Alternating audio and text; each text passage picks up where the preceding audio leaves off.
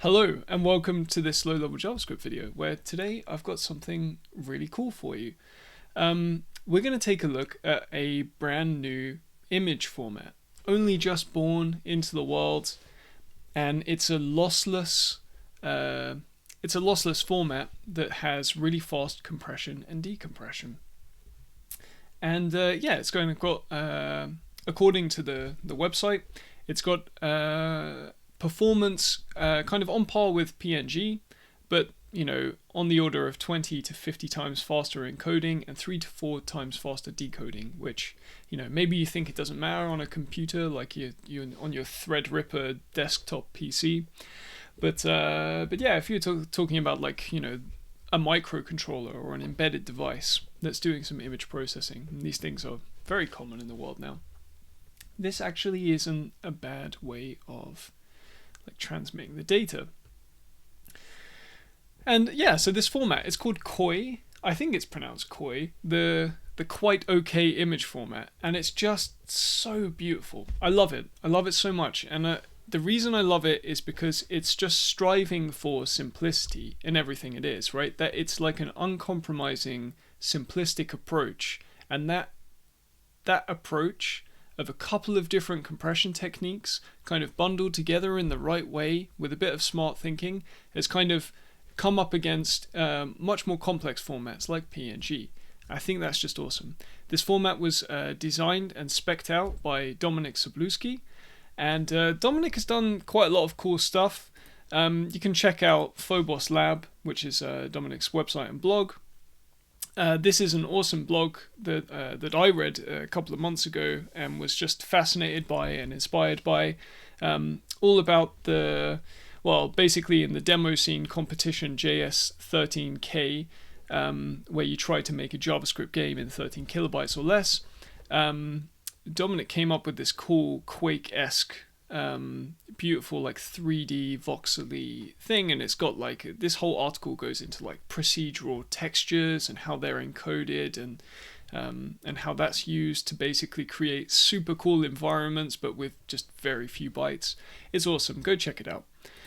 So yeah, Dominik knows what he's doing. He's clearly very good at the demo scene-y stuff, which a lot of it is compression, right? And yeah, we're going to take a look at this. I've got the format downloaded and the spec and everything, and we're going to write an encoder today. We're not going to write the decoder. I think I'm going to do that in the next video. And then when we have those together, we can make a little web app where you can just upload an image of any kind, like a JPEG or anything that can be displayed easily in a web browser, and we can convert that to a QOI file, and we can also display QOI files in the browser. So yeah, I think that will be pretty cool. I'm really looking forward to it. Let's just dive right in. I have a little repository set up here, and it's nothing special. I haven't written any of the code that we're going to write today, but what I have got is the reference implementation. So I've spelled it wrong here, but QOI, the quite okay image, is just specified in a header-only C file, which is heavily commented and really easy to understand, and it's really very simply written, very straightforward.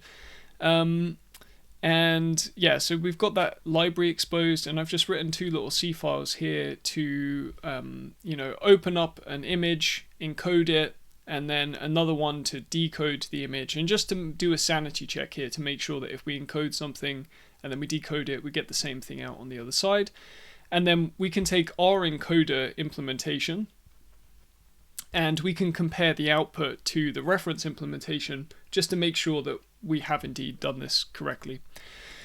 I've also got the specification document here, and we'll take a look at this in a second. But first, let's just go through this process of proving to ourselves that the reference implementation does what it says it does. So I've written a couple of scripts here. I'm going to first run npm run build reference. Yeah, we should be able to do that. Run npm run build reference. Now those references, they expect a certain file, at least the encoding. It expects a file called monument.bin and we don't have the bin file yet. And the bin file is basically just a raw buffer of pixel data, right? RGBA, just repeated over and over again until we've filled, a buffer with pixels.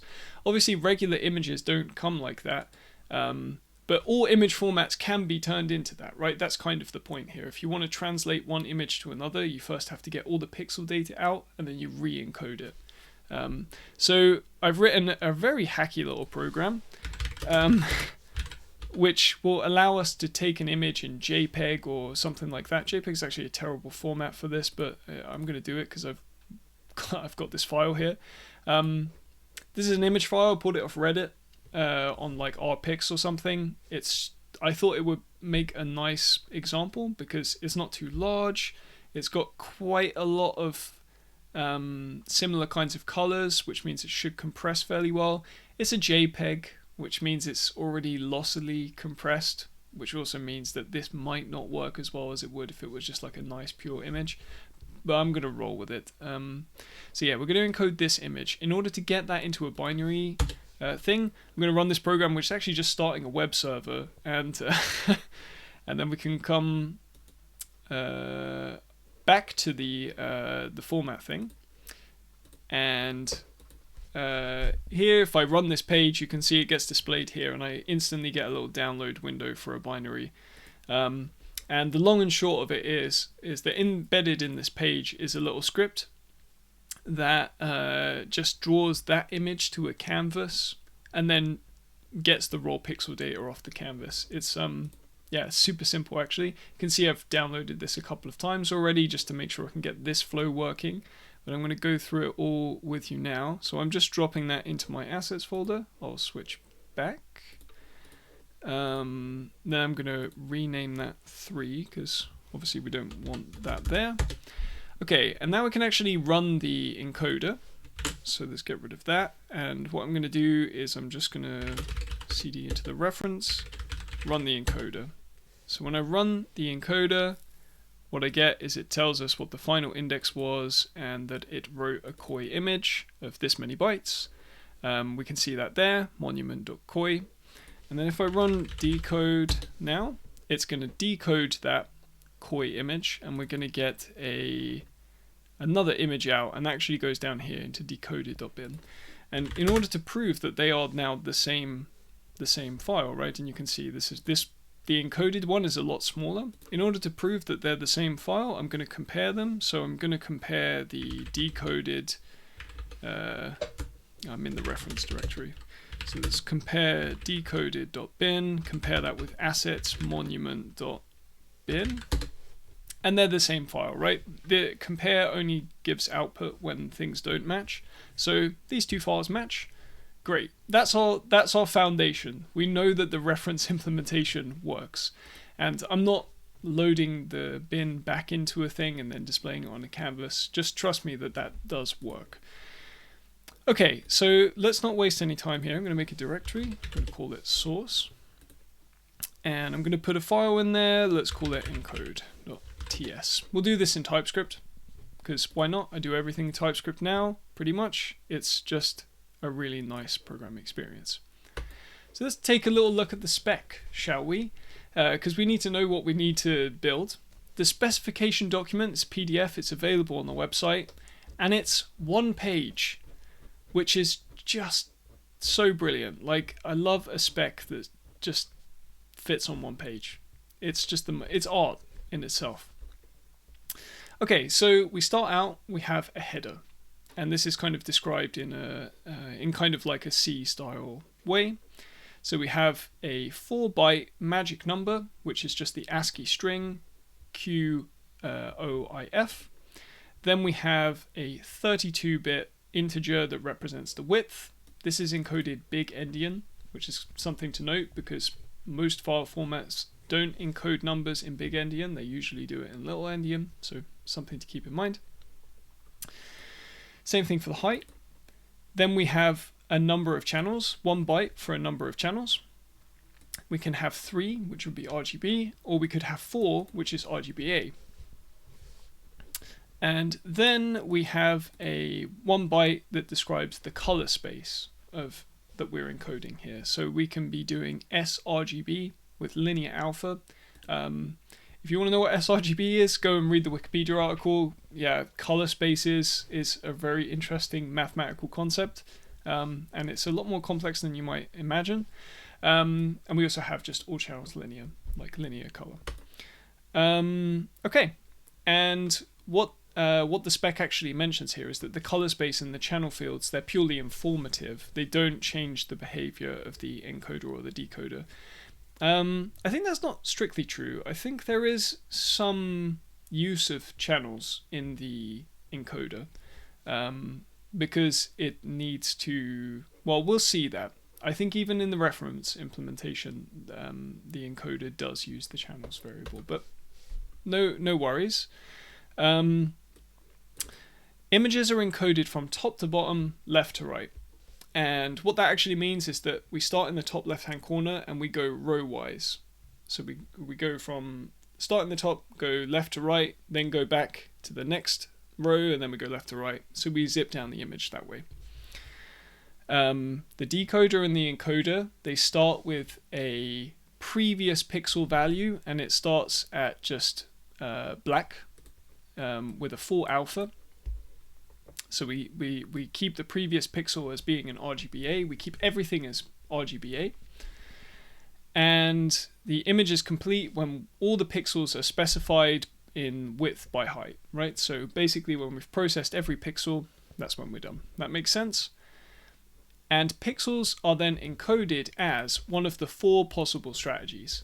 This is where the beauty of the whole thing is, right? Because it's just these 4 things that happen that describe the entire compression algorithm. So thing 1, a run of the previous pixel. So basically, we have a previous pixel. We start black, right? So if the first pixel in the image is black, we have the same pixel, right? It's the same as the previous pixel. It's black. So what we would do is we would start keeping a running total of how many times we see a black pixel as we advance. And then what we actually write into the file is, hey, we saw 10 times the previous pixel. And so we can encode that in 1 byte. So don't need to do red, blue, green, alpha, just 1 byte to describe that. That's the first strategy. That's called run length encoding. Okay, and then the next thing is that we keep an index into an array of previously seen pixels. So we keep track of some amount of previously seen pixels, and we try to see if the color that we have now, if it's in that array somewhere, then what we actually do is we just put a reference to that array. And again, that's 1 byte. So another nice way of doing it. That's obviously a kind of caching mechanism. And then the third thing is that we keep a difference from the previous pixel value in RGB.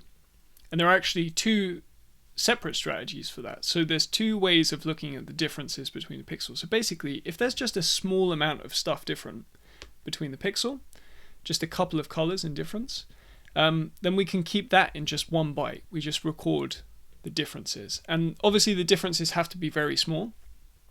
But that's a way you can do it, because images often do have that for things like anti-aliasing and stuff. It also, we also have a strategy for doing that with the Luma value, and we'll get into that in a little bit.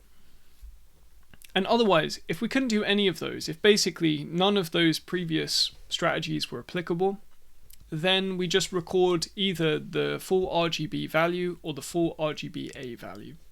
And that's it. That's the whole thing. Everything else in this document just describes the specifics of the encoding. So for example, it tells us how we should make this array, this 64 byte array. It's not a 64 byte array, it's a 64 color array. So we keep track of a 64 0 initialized, so everything inside is 0, of the previously seen pixel values. It's maintained by both the encoder and the decoder. Obviously, this is like a symmetrical system. Each pixel that is seen by the encoder and the decoder is put into this array at the position formed by a hash function of the color value. I'm going to skip ahead here and just show you what the hash function is, because it sounds, you know, hear hash function, you think, oh, complex operation. Actually, all we do is we take the red value and we multiply it by 3, add that to the green value multiplied by 5, the B value multiplied by 7, and then the A value multiplied by 11. We take that whole sum and then we do modulo 64. And that gives us an index into the array. And because we're using prime numbers here, and due to some mathematical stuff that I can't actually explain now, but yeah, basically the prime numbers are chosen in order to like minimize the collisions that we're going to get. There will be collisions, but to minimize them, yeah, this gives like a nice distribution across that array, and hopefully doesn't result in too many collisions. Is there anything important here? Yeah, so when we're looking in the encoder, if we find a pixel value that matches the thing, when we hash the content, if we find a matching pixel value in the hash table right there, then we can just encode it there as a 1 byte situation. Okay, so those 4 strategies, they are called chunks. That's how the spec describes them. And a chunk begins with either a 2 or an 8-bit tag. And a tag is just a number, followed by a number of data bits. The bit length of chunks is divisible by 8, i.e. all chunks are byte aligned. That's really good. That's really useful because it means that all the information, all we have to do is pull bytes out of a buffer. We don't have to we're never going to have information that starts halfway through 1 byte and ends halfway through another byte. That's a nightmare. If you have to deal with that, that would be really horrible. It'd be way more complicated. But since we don't have to do that, we only deal with bytes. That makes things easy. All values encoded in these data bits have the most significant bit on the left. That's just the way we would read things anyway. The 8-bit tags have precedence over the 2-bit tags. So let's actually just skip ahead a bit and we can see here that if we're just encoding the full RGB color, there's a first byte here and it just has this number, which is hex FE, right? 7 ones and then a 0. So what we're going to do is we're going to pull a byte out of the, if we were decoding, right? We would pull a byte out of the buffer. We would look for this tag, like, hey, does that byte, is it just FE? If it is, then we know that we just have a red, green, blue byte combination coming. And likewise, if we have RGBA, we just change 1 bit, so the whole thing is FF, and then that tells us that there's going to be an alpha value as well. And then if we're indexing into the hash table, then we have a 2-bit tag. So the top 2 bits here, bit 7 and bit 6, they will be zeros. If we see these 2 bits being a 0, then we know we're dealing with an op index, which is an operation index operation.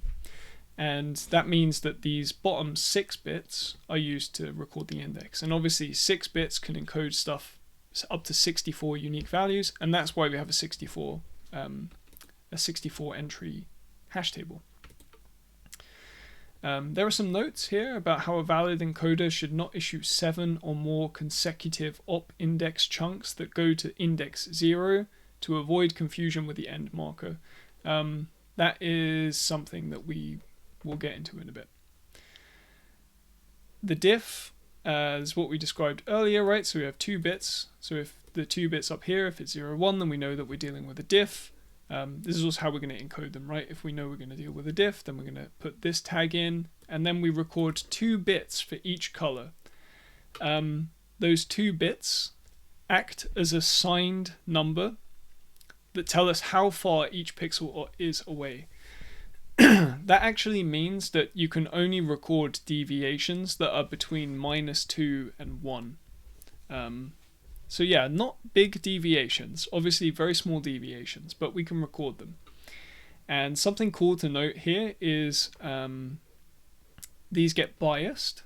So when we record them in, obviously you can imagine that we're taking the difference between 2 colors. If we see that the difference is -2, you you can't put -2 into these 2 bytes. So what we actually do is we just add 2 to that value. And so then that 2 becomes 0, 0. And then we know that if we see 0, 0 here, that there's a difference in the red by -2.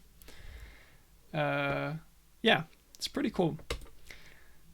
I hope that's clear. Then we get to the Luma difference. So this is a slightly more complex version. And in this version, excuse me, in this version we have the tag 10, and we record a large difference in green. So we have 6 bits to record the difference in green. And then over here, we record the difference in red minus the difference in green with a 4-bit fidelity, and the same for the blue. So with a 4-bit fidelity. And what that means in encoding terms is that we need to see if our numbers fit into these bounds. So when we do a Luma check for, and if you don't know what Luma check is, by the way, again, go and read into color and like how it's encoded and like, yeah, all of this stuff. It's a little bit out of my scope here to go into that, so I won't. Yeah, so basically we're checking for the differences, and like if we see that there's a difference in green that is between -32 and 31, then that's good, we can encode that. If we see a difference in red minus the difference in green that is between -8 and 7, good, we can encode that. And same for the blue. And again, this gets a bias. We add 32 to the green channel, and then we add 8 to these channels. So you see what we do is we just offset it back into positive numbers, because that's what we can record here. Okay, and then the final one is the run. So in a run, we get the tag 11, and then we can just record how many times we've seen that pixel, up to 64 times, right? But not 64 times, because there is a note. The run length is stored with a bias of -1. We'll get to that in a second. Note that the run lengths 63 and 64 are illegal, because they would collide with these two encodings, right? We have the tag 11, and if this got filled up with 63 and 64, well, we'd have FE and FF, and that would collide with these two tags, and obviously we wouldn't be able to successfully encode that. So we can only encode values between 1 and 62. And that's the reason there's a bias of -1, is because you don't record a run with 0, right? What does run with 0 mean? It doesn't mean anything. So actually, whatever your run was, you just take away 1, and then you have 1 extra space in your 6 bits here to store. That's it. That's the entire specification. So given that information, let's actually try to start. So first things first, I'm going to, sorry, I'm moving my mic, so I hope that doesn't make sound on the video. I'm going to import the file system just so we can like read the files and stuff. Promises, I guess. Yeah. So just bringing in the standard like file reading stuff now.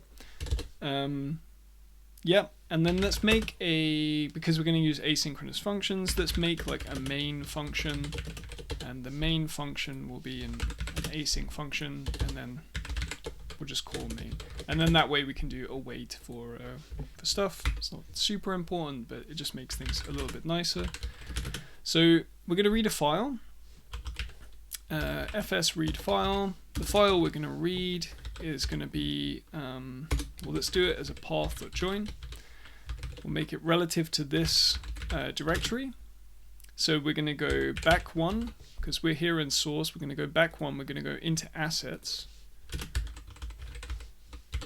And then we're going to have monument.bin. So I'm just going to copy that name, monument.bin. And yeah, we're going to read the file. That's all we need to do. It's not all we need to do. We need to await that. Otherwise, we're going to get a promise. And then let's make what I'm going to call a buffer out of that, which is kind of confusing terminology. But yeah, like this is actually going to return us a node buffer, and I think it's easiest to work with a uint8 array. It's also the standard thing, so I like to turn my stuff into a uint8 array. Can do that by doing file, like basically creating a view into that as a uint8 array. Yeah, so that gives us our buffer. Okay, and now we need to start thinking about how we're gonna approach this. So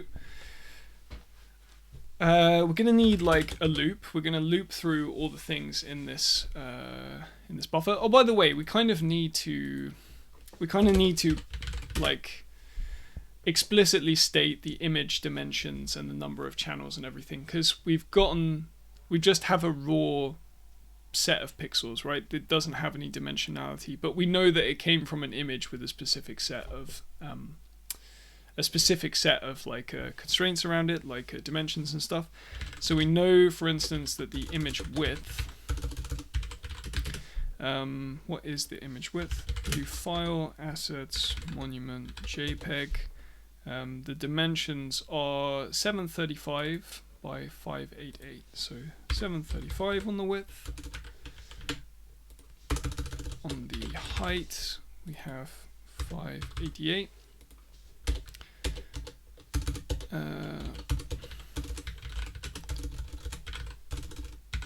The number of channels that we have is 4, because when you take pixel data off a canvas, you get RGBA. All of our alpha values will just be 255, so we could just take those out, but they're there, so we'll just say we have 4 channels. And is that all the information we need from here? I think it probably is. So let's have a little think about that then. So we know that the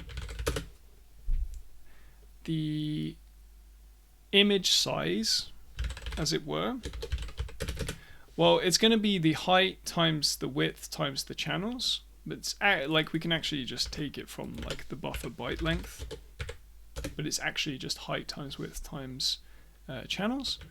And then let's say this is the last pixel.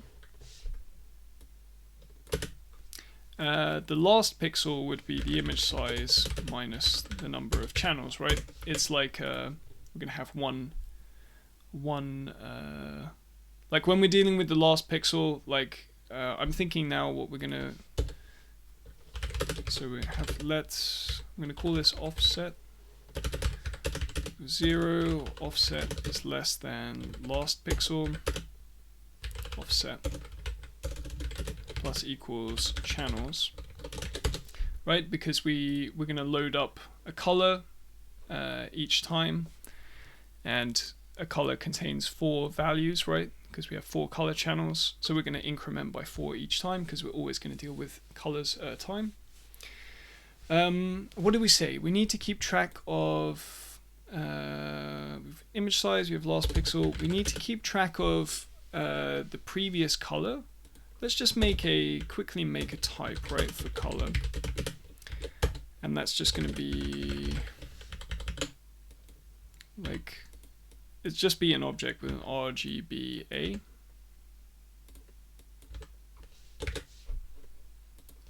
Yeah.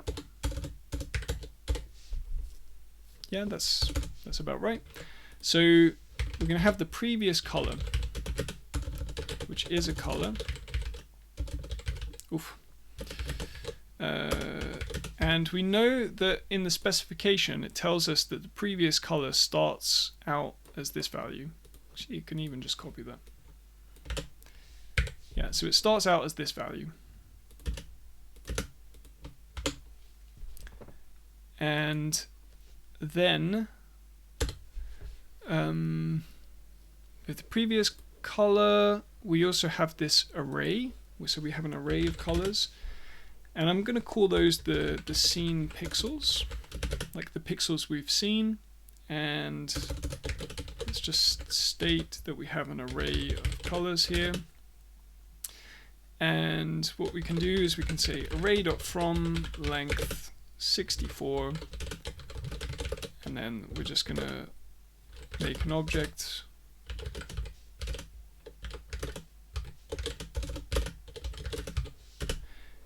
It explicitly tells us that the whole thing starts out with everything as zeros, so we'll just put all of those as zeros. So we've got our scene pixels, we've got a previous color, and we need a buffer to write into, right? We need like a file buffer. And yeah, I was thinking about how to do this. Obviously, I've read through the reference implementation, so I know how the reference implementation works, and I'm basically going to do pretty much exactly what the reference implementation does, because it does it like exactly well enough.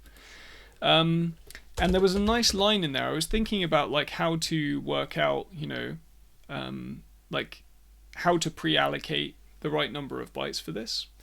And the thing is, you don't predictably know how many, like how good compression you're going to get arbitrarily, right? You can't say, oh, we're going to get 50% compression, so take the number of buffer bytes in the original buffer and just half it. You can't do that. But what you can do is you can say, I know exactly, like, in the worst case, how big this image could be. So you can make something called the max size. And the max size, it's pretty straightforward. It's the, you know, the height times the width times the channels, because obviously, I'm just going to do it like that, right? Image width times image height times the number of channels. But actually, it's not just the number of channels. We have to do the number of channels plus 1.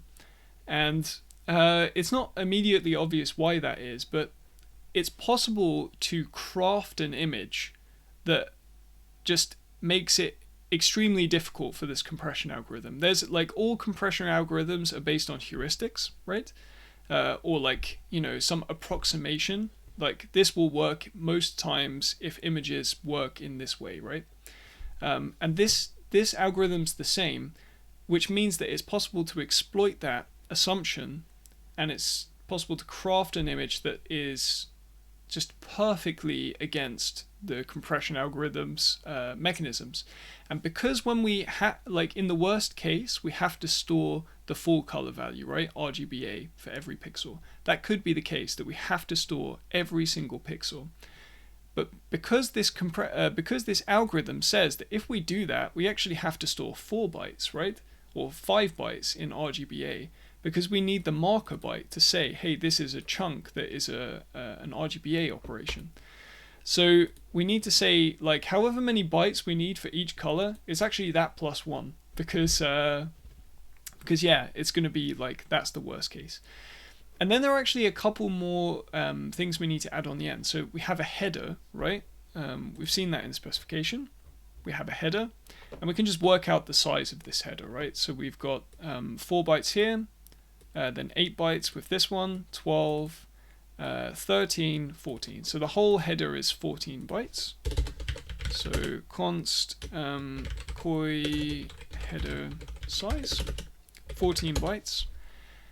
And at the end of the file, I don't know if I mentioned this, but at the end of the file, where is this mentioned? Oh, okay, it's mentioned here. I skipped over it.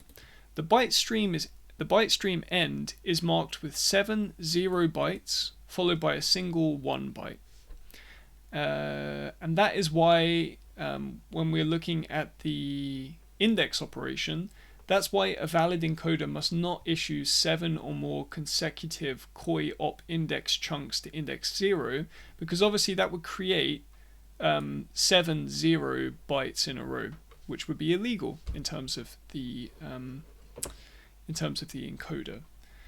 Now, obviously, it wouldn't do that because a valid encoder would try to do a run length encoding instead, right? If you're going to have the same number of bytes in a row, you just do a run length encoding instead. So most encoders wouldn't do this anyway, unless you wrote them in a weird way, in a bad way.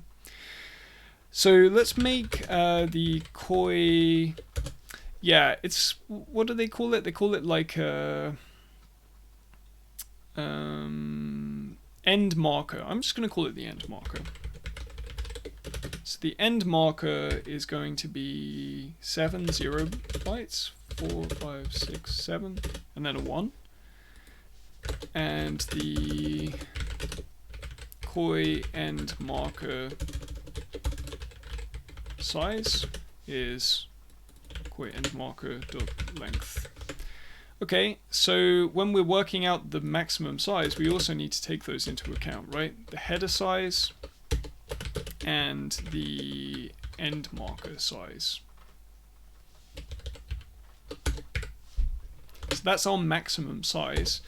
What we can actually do is to make a, I'm going to call it bytes, that's what it's called in the reference implementation as well. Make a new uint array just of that maximum size. Can't be worse than that, so we'll just keep that. We're also going to have what I'm going to call the index, which is basically keeping track of where we are when we're writing into that byte array. And obviously we start at index 0. So we're writing bytes into this byte array, we start at index 0. All right. I'm now thinking that we should be good to go. All right, so let's go back to the spec, and we can just use this as a loose guide. So the first thing we want to do is we want to check for a run of the previous pixel. That obviously means we're going to need to compare colors quite a lot, so I'm going to just write a quick utility for that. Compare, let's say colors equal. We have color 0, which is a color 1, which is a color. And these are equal if c0.r is equal to c1.r. And then we can just do the same thing for the G value, for the B value, and for the A value. Cool. So, first things first, we need to read the current color. So, I'm just gonna make an object every time, right? You might say that maybe it's more efficient to like make one color on the outside and then just mutate that every time, but I think we'll be alright like this. So I'm gonna make this color object, and we define the R property as just being the buffer. So that's our buffer of colors. Offset. So the first byte relative to the offset is always R, right? It's always red. The second byte is going to be green, so we just add 1. Third is going to be blue. And then the alpha value, well, this is going to depend now on the number of channels, right? If we have 4 channels, then we're going to want to read it from here. But if we have 3 channels, then we'll just take from the previous pixel. That's what we're supposed to do, right? It's kind of implied by the... This is kind of why I think that there is this wording in the wording that's related to... Yeah, I don't remember exactly where it is now. It kind of doesn't matter, but it seems like that's slightly off, that we don't use the channels. So if channels is equal to 4, and then we're going to read the channel, so we'll do buffer offset plus 4. Otherwise, we'll take from previous color.a, and that will do us quite well.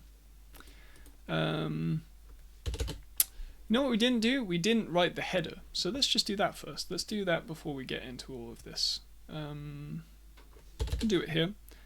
So, in order to write the header, I'm also going to do what the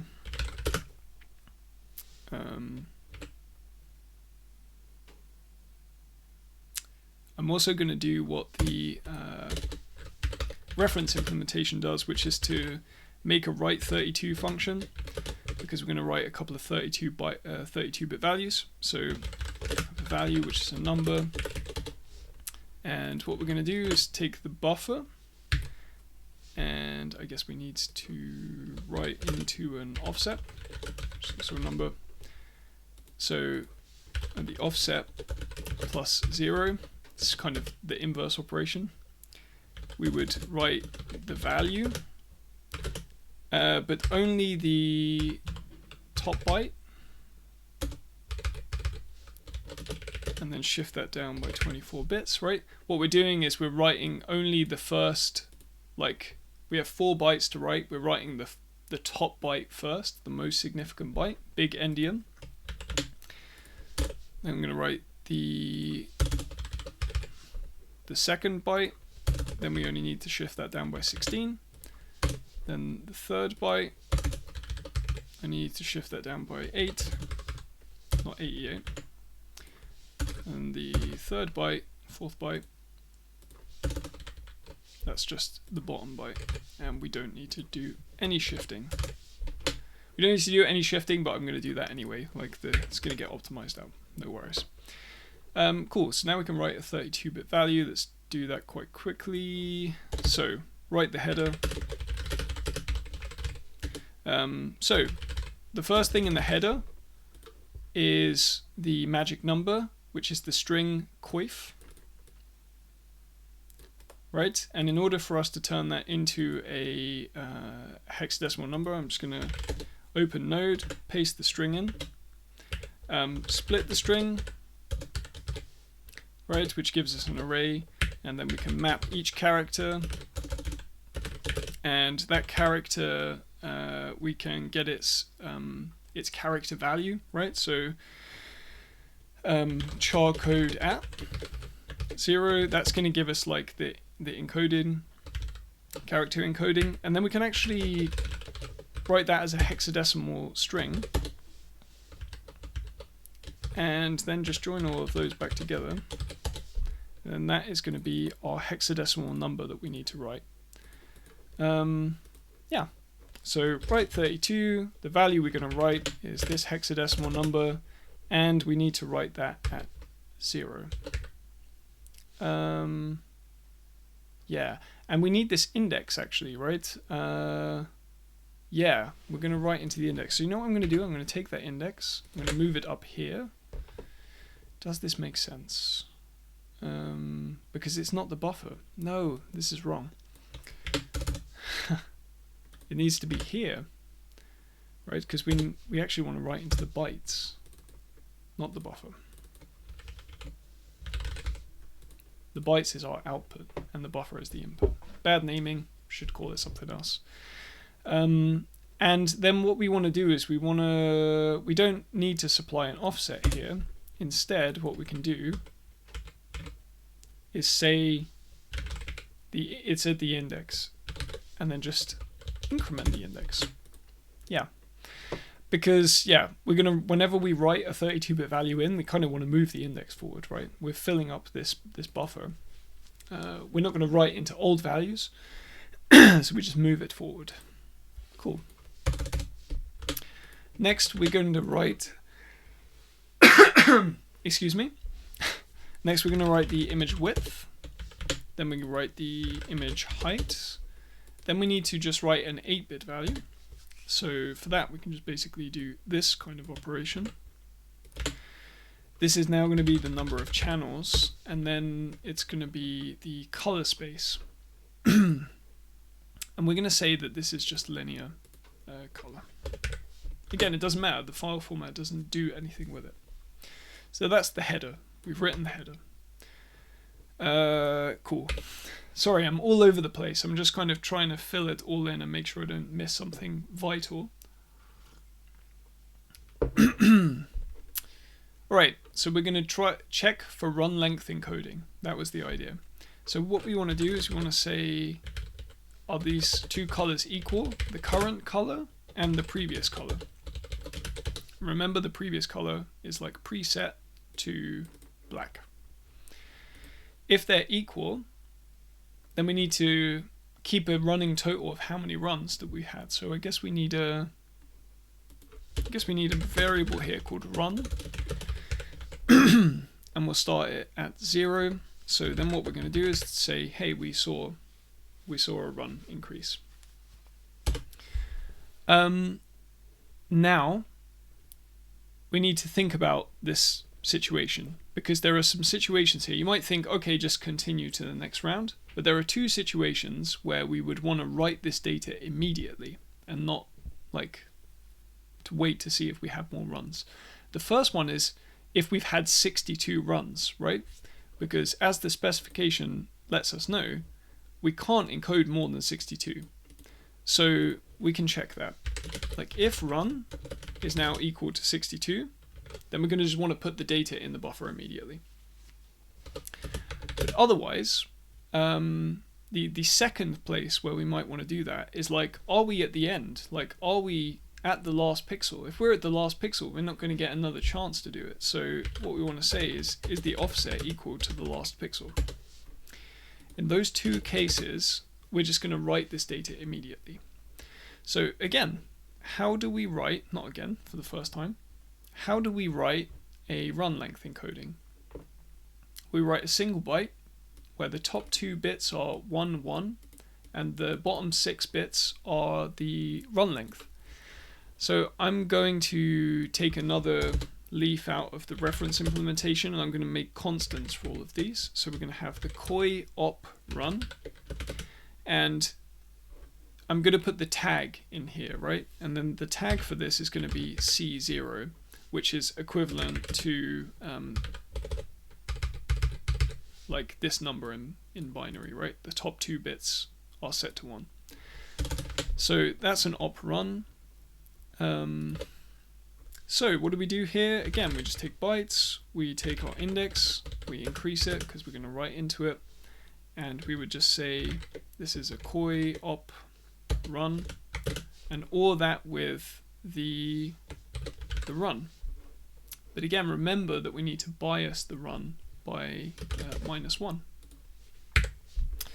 So if there was a run of just 1, if it was just 1 copy of the previous pixel, then we would encode that as a 0. Cool, that should make sense. Good stuff. I think that covers it. So what do we do in the next case, right? What do we do when it wasn't a run length? Like when it wasn't previously, like when we don't have the same pixel we did in the previous instance. Well, in that case, we actually kind of need to do this again. Oh, we need to set run back to 0. Yeah, like otherwise we're gonna, the next time we get a run, we're gonna have a problem. Yeah, we actually kind of need to do this, but not in the same way. We need to just say like, if there is an existing run, and somehow like it didn't reach 62 and we weren't on the last pixel, but we did have a different pixel this time.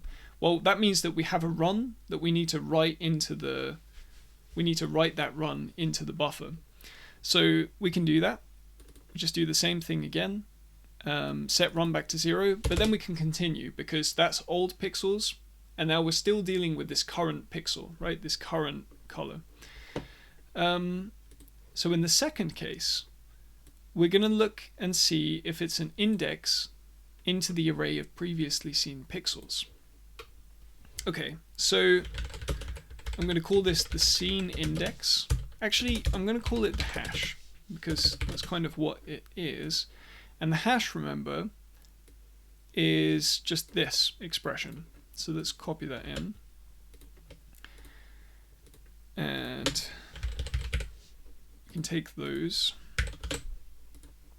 So this is our place that we're going to look into the array. So what we can actually say is we're going to compare color equality again, the current color, but this time we're going to look into the scene pixels with the hash. Remember that every scene pixel starts out as black, so this is only going to work if we really have seen and recorded a pixel before, or if it's black. Then it will also work, and that's fine. Okay, so if we get a scene pixel, how do we encode that? Index, so it's this one, and again it's a tag of 0, 0, and then we just put the index in. And there is no bias of the index, so it's a pretty simple one to write. Again, I'm going to make a new thing here, call it index, and its tag is just 0, 0. or the mask that we need to use is 0, 0. Okay, so instead of doing a run, we're doing an index, and instead of using the run variable, we're just going to use the hash number. Yep, that's it. Okay, if that didn't match, if that wasn't the thing, well then we need to record that we've seen this pixel now, because yeah, we hadn't seen it before, we've seen it now.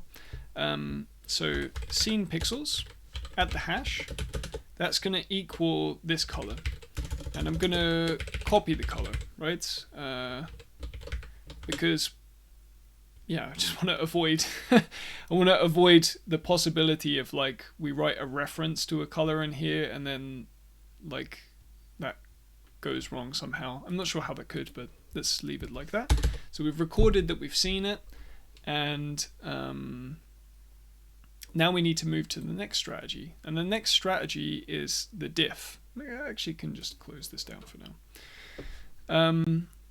And yeah, so the two diff operations, we're going to do them one after the other.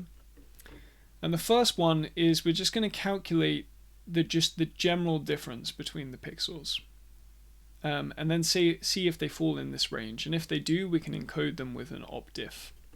So the op diff, that's a 0, 1 in the beginning, so that gives us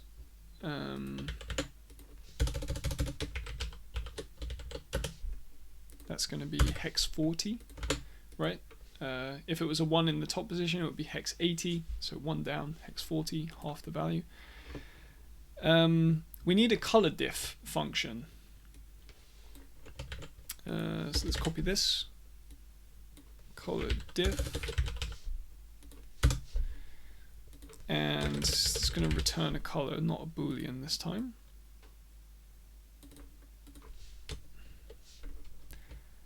And we're going to return obviously an object.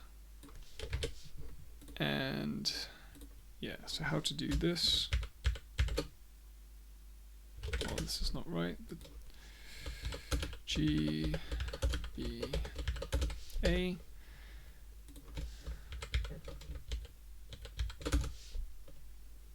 So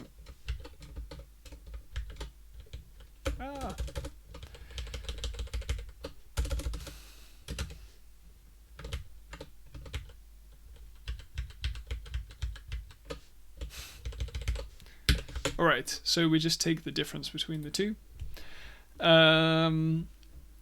Okay, so let's put that in a variable. Const diff is the color diff between this color and the previous color. And differences are absolute, right? They're always absolute, so we're going to see that. And yeah, so if we go back to the specification, it's telling us, right, that there has to be a 2-bit difference between them. So that means we need to observe that the difference in red needs to be -2 to -1. Also notice, right, that we can only do this, like we're ignoring the alpha channel. And the fact that we're ignoring the alpha channel, the implication is that we used the alpha of the previous pixel, right? The alpha hasn't changed. And so as long as the alpha hasn't changed, we can do this thing. So actually, before we do this, we need to check, is the difference in the alpha 0, right? Like are the alphas equal? If they are, then we can do this strategy. So again, each difference needs to be between -2 and 1. That's easy enough to check. So if diff, yeah, it's going to get a bit, I'm going to spread this over a couple of lines. So if the difference in R is greater than or equal to -2, and the difference in R is less than or equal to 1, and then we kind of need to duplicate this for the 3 for G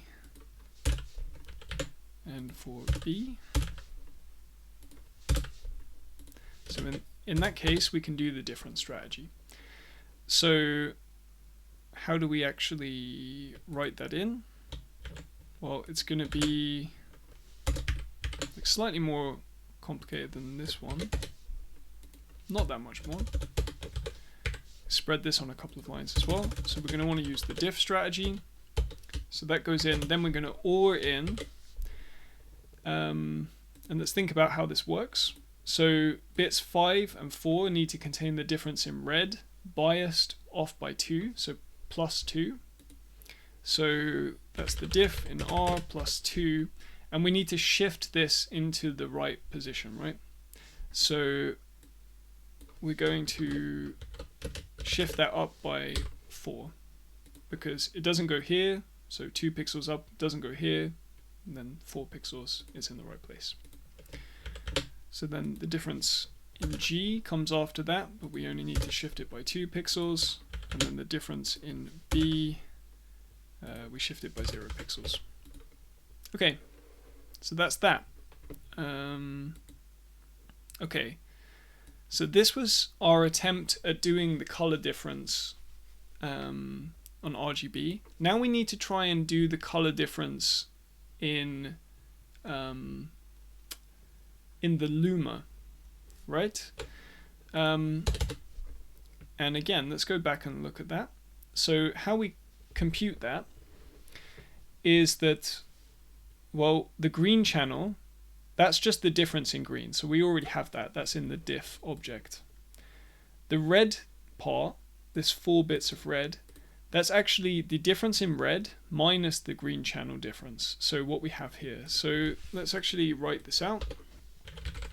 So I'm just going to call it difference red, difference green, like that. So what we have there is the diff R minus diff.g, and then same thing for the blue. So we have these 2 extra variables now.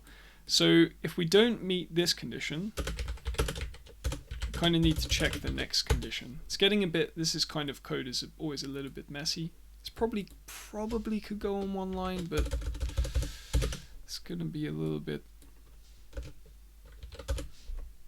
it's kind of like the edge of how far you want to go on one line. Okay, so it's a pretty similar like calculation, so I'm going to just try and see if we can do it the same. So we're not looking at the difference in red now. The difference, let's do it in the same order. So let's do the 6-bit, let's do the green, then the red, then the blue, just to be in the same order.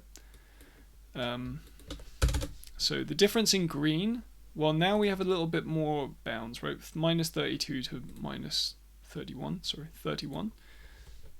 Minus 32 to 31. And then we're dealing with the red. So, but it's not diff red, it's going to be difference red, difference green. That goes between minus 8 and minus 7. Minus 8 and 7, sorry. dr bg 7, and then of course like the last condition is the same but for b. So quite a long line, but you know, we'll make it work. Okay, so in this case we can do the Luma difference.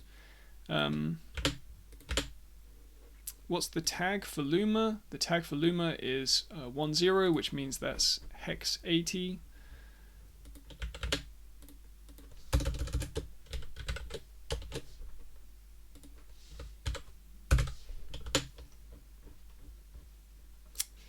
Yeah, so we're going to do the Luma. And how do we record that? So first we just record, well, let's take a look. We record the 6 bits of green. So how we can do that is, okay, this is a little bit, will look a little bit nicer. So we do the Luma operation and then just the difference in green biased by 32, right? Because it goes down to minus 32, we bias it. Basically turn it into a sign, like an unsigned number. Okay, and then we have a following byte. So the next byte, we encode in the top 4 bits the difference in red, biased by 8, and the difference in blue, biased by 8.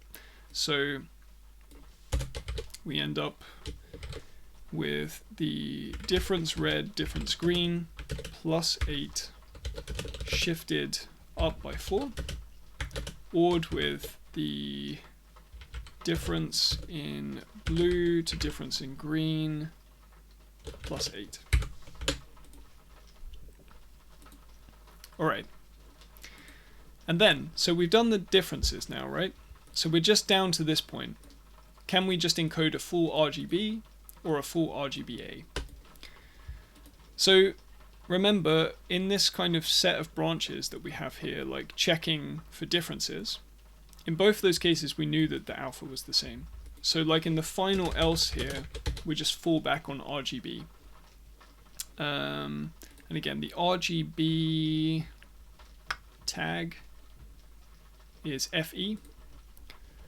So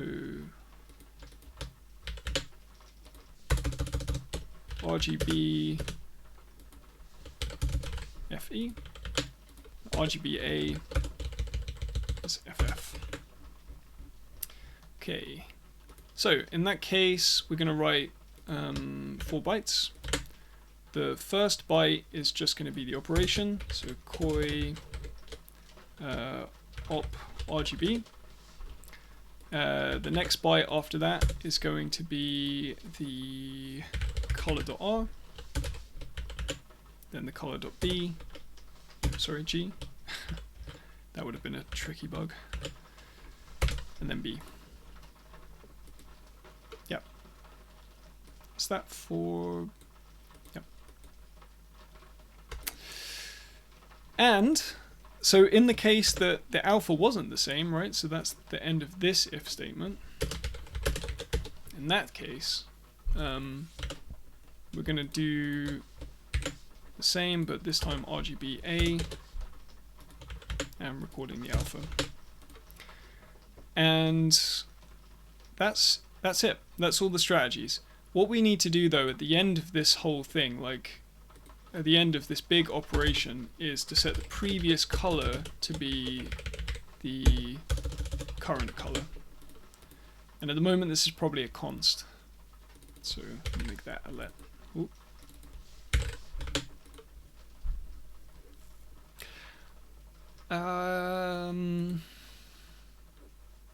I think that's it.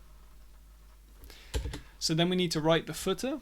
I'm calling it the footer. It's like the opposite of the header. What did I call it? The end marker. So we can do that. QOI end marker for each.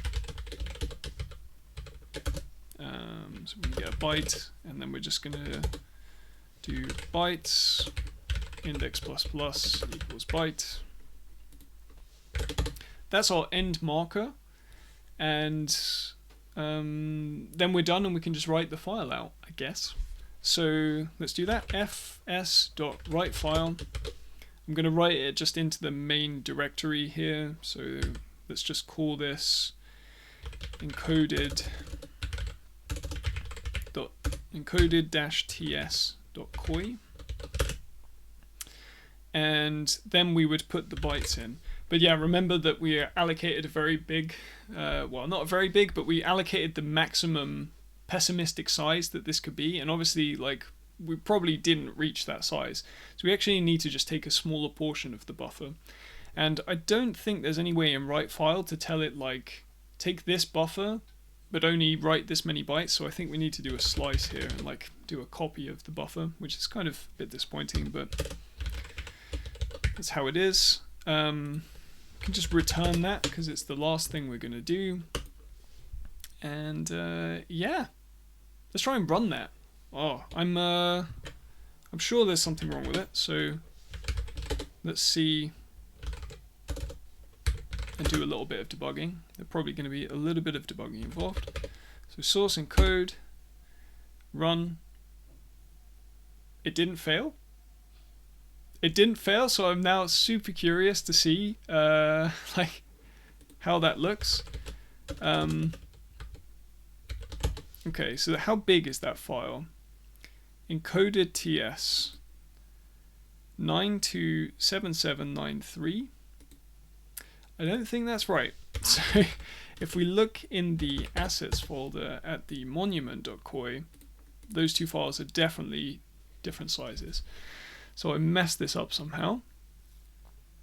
And now we need to figure out how I messed it up. Okay, so the simplest way is to actually just see what's the first byte difference. Like, it might give us an indication of where we went wrong. So let's compare encoded with assets monument.qoi. Byte 15. So byte number 1, basically, after the header. Okay, that's interesting.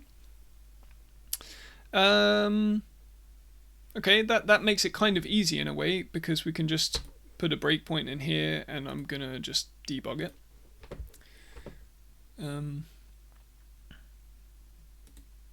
So we read a color. The color is 80, 142, 165, 80.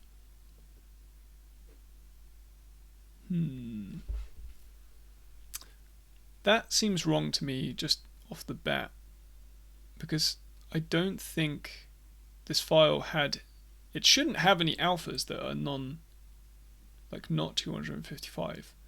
If we have 4 channels, read buffer offset plus 4, otherwise take the previous color A. Okay, so what's in the buffer at offset 4? Oh, yeah, that's an easy one. Okay. Actually, just looking in the wrong place. That's going to have made a huge difference. That might be the only bug. Okay, so now we've done that. This previous file, so the reference implementation 340755, and we got 340754. Okay, so there's 1 byte off. Did I miss a byte from the end marker? 1, 2, 3, 4, 5, 6, 7, 8. I did not. We're only missing 1 byte.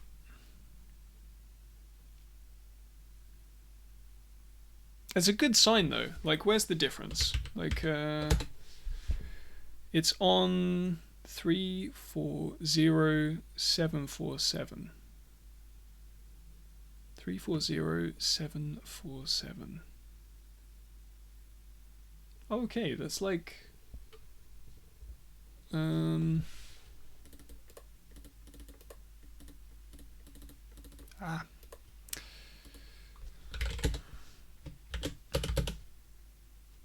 340747. 7 bytes before the end.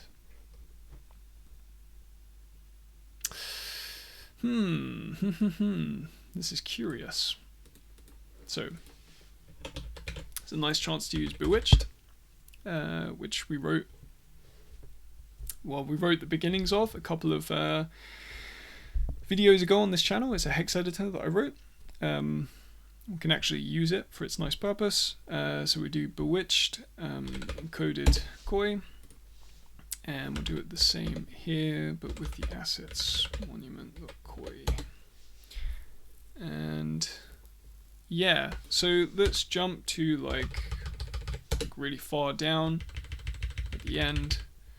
So at the end of this file, we get like that.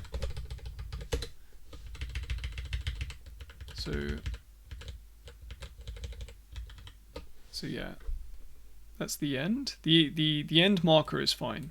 That's the same between the two. And the actual difference then, so we see 817, and then we have 2 zeros, and then 2600.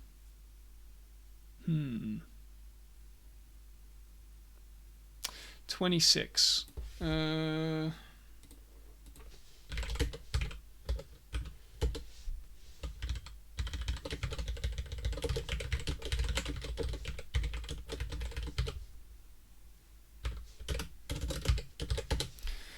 So that would be encoding wise, that would be an index into the array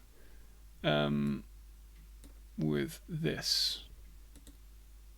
So is that what that's supposed to be? I now don't remember which one that's supposed to be. So it's meant to be that we have a 26 and then apparently an index of 0. But here we're missing the 26. Only the 26.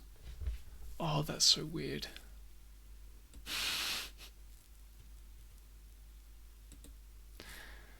Yeah, that's so strange.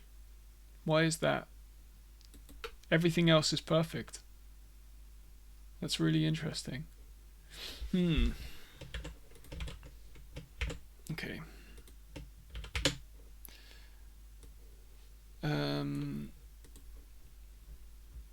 That means probably something's going wrong in the indexing part. Let's just make sure that's working correctly. So here's the hash. That's 3, 5, 7, 11. We copied this out of the thing, so this should be fine. We check if the colors are equal at the hash. If they are, we insert that. So this one should have happened for that 26, but apparently it didn't get here. So, okay, what's going to be the easiest way? Again, this was this byte.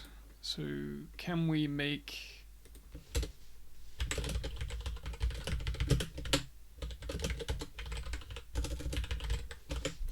just put a breakpoint in at this point and kind of see what's going on?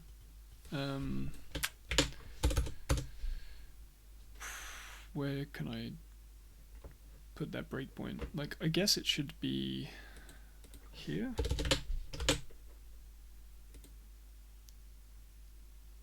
Nope.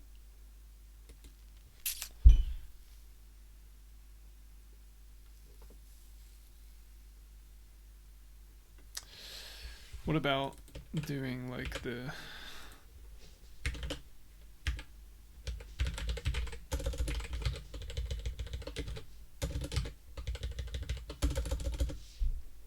oh, I'm looking in the wrong thing. That never would have worked. It should be looking at index.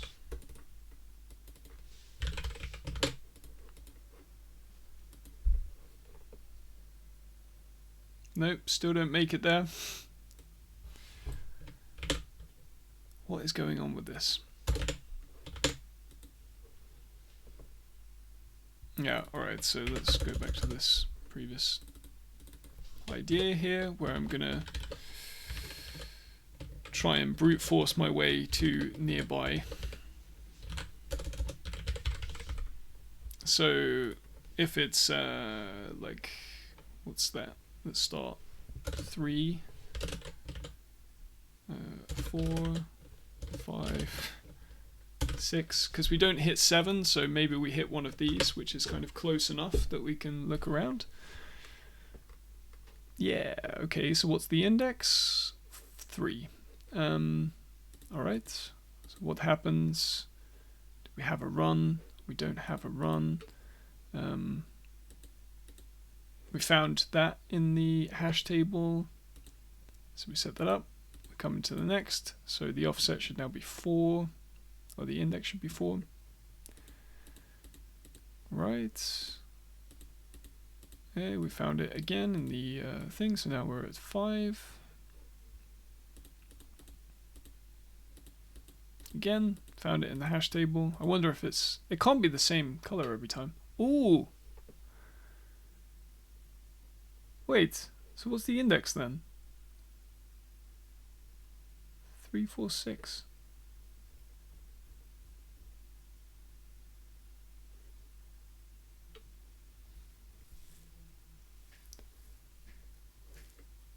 What's the last pixel?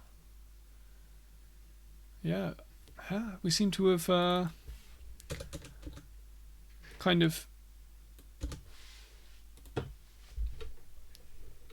So, yeah, we're at the 6.5. We find it in the hash. Go down to previous color, but apparently we're right at the end now. So last pixel and offset. So do we need to check less than or equal to?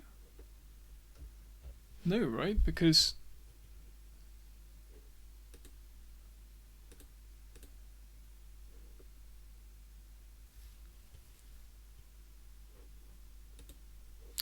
I'm so confused.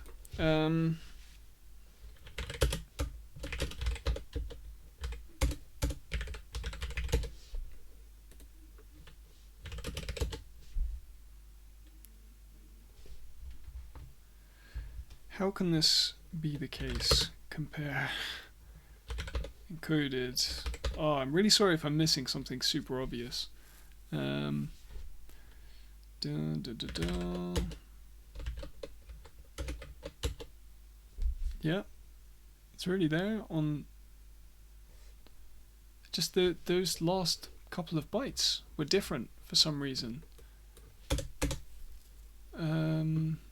Okay, let's try the different approach of just reading the code and seeing if something jumps out.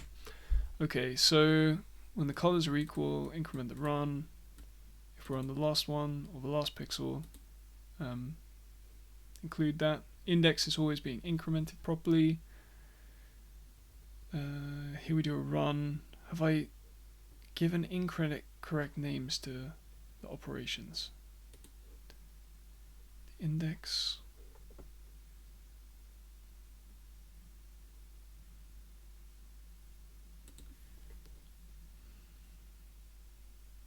Get a color diff. The difference in red to the difference in green. Red.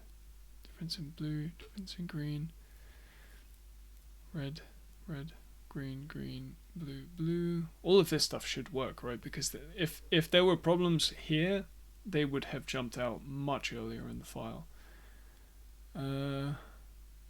G, R, V, Luma.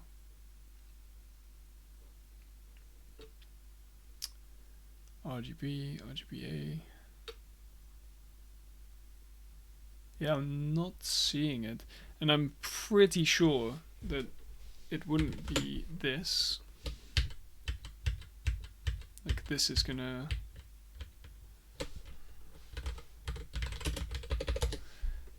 This is gonna work because Node will, well, JavaScript will let you read off the end of an array, but this is gonna create something wrong, right? Or am I wrong about that? Because that is now the right size. Oh, if that's it, that's going to be really stupid. Alright. Yeah, of course we need to include the last pixel. Oh. Oh, so stupid. Okay, that's slightly anticlimactic for the end of this video, but we have actually just written a successful encoder for this really beautiful image format, QOI, the quite okay image format. As you can see, although you know there are some details to get right and some finicky things, and there are some smart choices being made in the compression algorithms. It's not wholly complex, right?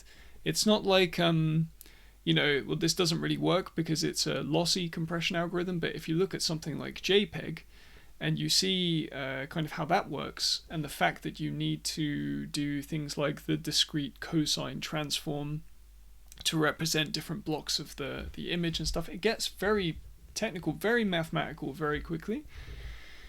Whereas something like this are just a few tricks that you could almost imagine discovering yourself, you know? in that way, it reminds me a bit of parser combinators, that like it's a technology that you can almost imagine just stumbling across, like, and then, you know, using it for years and then finding out only then that someone else, you know, has invented that and given it a name. So really cool. Thanks, Dominik Sabluski, for creating this format, specifying it, and all the people that helped him out. Again, I think it's so cool. In the next episode, we'll write the decoder and the, you know, a web browser page. We'll write a little web app where we can upload different kinds of images and display them in different ways. Yeah. Until next time, thanks for watching, and I'll catch you then.